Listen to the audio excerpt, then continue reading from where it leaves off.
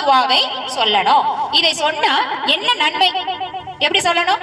வெறும் பாங்கு துவா மட்டுமா? பாங்குக்கு பதில், அதற்கு பின்பு ஸலவாத், அதற்கு பின்பு பாங்கு துவா.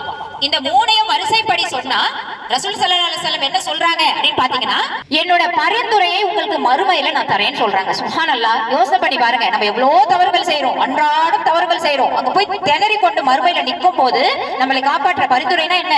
நம்மளுக்காக சப்போர்ட் பண்ணி பேசி நம்மள சொர்க்கத்துக்கு கூட்டிட்டு போக ரசூல் ஸல்லல்லாஹு அலைஹி வஸல்லமே வருவாங்க. எவ்வளவு பெரிய நன்மை இருக்கு.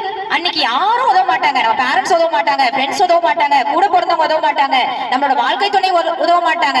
ஆனா ரசூல் ஸல்லல்லாஹு அலைஹி வஸல்லம் சொல்றாங்க, இந்த ஒரு பாங்கு துவாவை சொல்லுங்க, உங்களுக்கு சப்போர்ட் பண்ணிக்கிட்டு நான் வரேன், நான் வந்து உங்களை சொர்க்கத்துக்கு பரிந்துரை பண்ணி கூட்டிட்டு போறேன்னு சொல்லும் போது நம்ம எவ்வளவு அலட்சியமா இருக்கும். அங்க பாட்டு பாங்க சொல்றாங்க, இங்க பாட்டு பேசுறோம், பயானை நிறுத்தி வச்சிருக்கிறோம். பயானை நிறுத்தி வச்சுட்டு நம்ம பதில் சொல்லிட்டு இருக்கிறோம், பசங்க பேசிட்டு இருக்கீங்க.